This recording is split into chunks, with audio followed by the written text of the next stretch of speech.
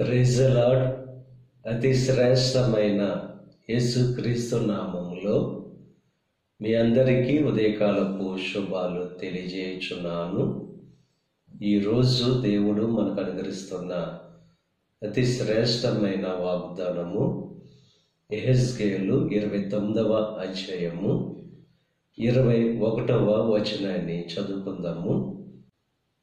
నీకు ధైర్యము కలుగజేసేదను. దేవుడు ఈరోజు ధైర్యాన్ని కలుగు చేస్తానని చెప్పి వాగ్దానం చేస్తున్నారు. సమస్యలను జయించాలంటే ధైర్యం కావాలి. ఈ లోకంలో ఉన్న ఇబ్బందులు, కష్టాలు, శ్రమలు జయించాలంటే ధైర్యం కావాలి. ఎవరికి ధైర్యం అనేది కలుగుతుందంటే యెహోవా యందు భయభక్తులు గలవారికి బహుధైర్యం అనేది కలుగుతుంది. ఇక ఉదయకాల సమయంలో మన జీవితంలో ధైర్యంగా సమస్యలను, అనారోగ్యాలను, ఇబ్బందులను ఎదుర్కోవాలంటే దేవుని ద్వారా పొందుకునే ధైర్యం మనకు కావాలి. దావీదు బాలుడుగా ఉన్నప్పటికీ అత్యంత పరాక్రమశాలిగా ఉన్న గొలియాతును బహుధైర్యంగా ఎదుర్కోవడానికి గల కారణం దేవుడు ఆ ధైర్యాన్ని దావీదులో కలుగు చేశాడు.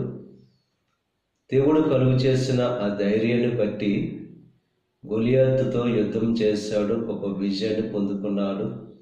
మన జీవితంలో కూడా జయ జీవితం మనం పొందుకోవాలంటే, ప్రతి కార్యాన్ని సఫలం చేసుకోవాలంటే దేవుడు కలుగు చేసే ఆ ధైర్యం అనేది మనకు ఉండాలి. కనుక దేవుని యందు భయభక్తులు కలిగి దేవుడు కలుగు చేసే ఆ బహుధైర్యాన్ని పొందుకొని విజయ జీవితాన్ని, ఫలభరితమైన జీవితాన్ని పొందుకోవాల్సిందిగా ప్రభు పేరట మిమ్మల్ని కోరుచున్నాను. దేవుడు మిమ్మల్ని దీవించి ఆశీర్వదించి బహుధైర్యాన్ని దేవుడు మీకు కలుగు చేయును గాక. ఆమేన్. ప్రార్థన చేసుకుందాం. పరిశుద్ధుడా, మహోన్నతుడా, కృప కలిగిన దేవ, ఈ ఉదయకాల సమయంలోనూ అనుగ్రహించిన అతి శ్రేష్టమైన వాగ్దానాన్ని బట్టి నీకు స్తుతులు చెల్లిస్తున్నాం దేవా. మీకు ధైర్యాన్ని కలుగు చేస్తానని చెప్పి వాగ్దానం చేస్తావు దేవా.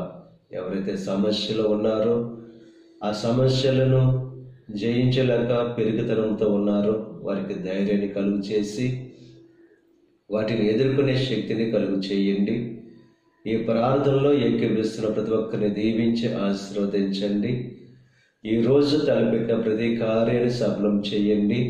వారి రాకపోకల్లో నీకు సహాయం అనుగ్రహించండి. ఈ దిన ఆశీర్వాదాలు ప్రతి ఒక్కరి మీద మెండుగా క్రమరింపచేసి నీ దీవులతో నింపి నడిపించమని యేసుక్రీస్తు నామం పేరట వేడుకొనుచున్నాం తండ్రి. ఆమేన్.